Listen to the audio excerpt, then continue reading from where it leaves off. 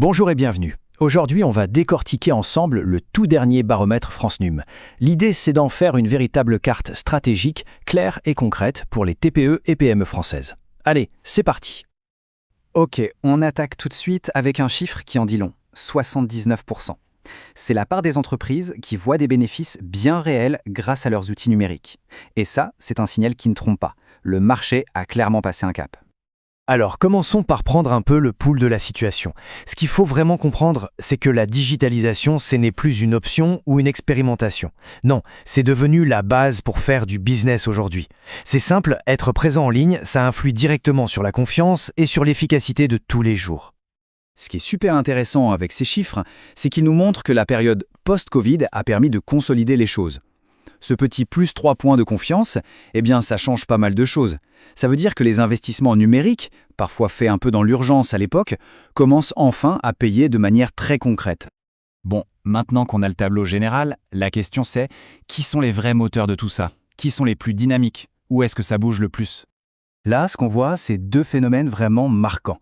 D'un côté, on a le commerce qui prend 10 points. Ça confirme que l'e-commerce et le click and collect sont bien là pour durer.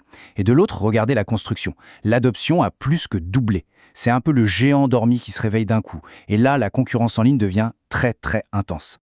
Et là, attention, c'est le point crucial. Regardez bien cette répartition. Ce sont les TPE, les très petites entreprises de 1 à 9 salariés, qui représentent plus de 71% du cœur battant de l'économie numérique en France. Ce sont elles le véritable moteur du changement. Ici, on touche à une tendance de fond, une vraie décentralisation. La part de l'Île-de-France diminue, ce qui veut dire que la croissance numérique n'est plus seulement à Paris. Elle est maintenant tirée par les grandes métropoles en région, comme Lyon, Bordeaux ou Toulouse. La proximité redevient un vrai atout. Allez, on continue avec une autre grosse tendance. On assiste à un virage majeur dans les modèles d'affaires. On s'éloigne du tout consommateur pour aller massivement vers les services aux professionnels. C'est un segment où les contrats sont souvent plus stables et la valeur par client plus élevée. Ce graphique, il est sans appel. La chute de 15 points du B2C pur et en même temps la montée du B2B et du mixte, ça nous dit qu'il y a une vraie professionnalisation du marché. En gros, les règles du jeu sont en train de changer. Et tout ça, ça a une conséquence très concrète. Les standards de qualité en B2B sont en train d'exploser. Les clients pros veulent maintenant la même simplicité, la même fluidité que ce qu'ils connaissent dans leur vie de tous les jours en tant que consommateurs. Bon, assez parlé du présent, projetons-nous un peu. Quels sont les grands défis et surtout les belles opportunités qui se dessinent à l'horizon pour les entreprises ? Alors ça, c'est un paradoxe fascinant.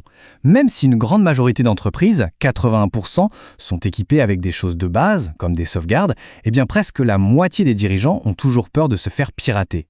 Il y a un vrai fossé de confiance. Ce n'est pas parce qu'on a les outils qu'on se sent en sécurité. Et là, regardez-moi ce chiffre, c'est juste énorme.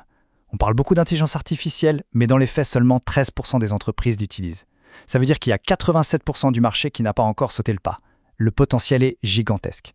Du coup, la question est simple. Avec 87% du marché qui en quelque sorte dort encore sur ce sujet, imaginez un peu l'avantage que peuvent prendre les premiers à se réveiller. Que ce soit en productivité ou en créativité, l'opportunité est immense. Et un dernier point majeur qui monte en puissance, l'éco-responsabilité, la fameuse RSE. Attention, ce n'est plus juste pour faire joli. Les clients y sont de plus en plus attentifs et des gestes concrets comme acheter du matériel reconditionné, ce que font déjà 28% des entreprises, ça devient un vrai pilier pour construire la confiance et se démarquer. Bon, pour résumer tout ça et en tirer des leçons concrètes pour 2025, on peut retenir 3 grands piliers stratégiques. Premièrement, le marché est mature. Fini de bricoler. L'ère de l'expérimentation est derrière nous.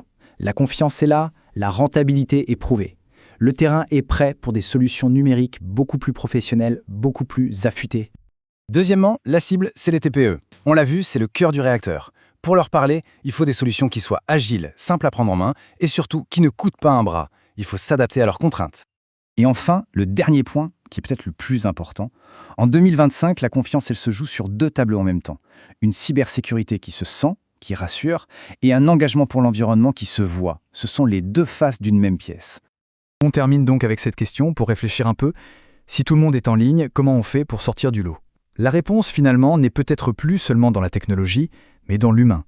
Le vrai défi, c'est de devenir le choix le plus fiable, le plus sûr. Voilà sans doute le véritable enjeu pour demain.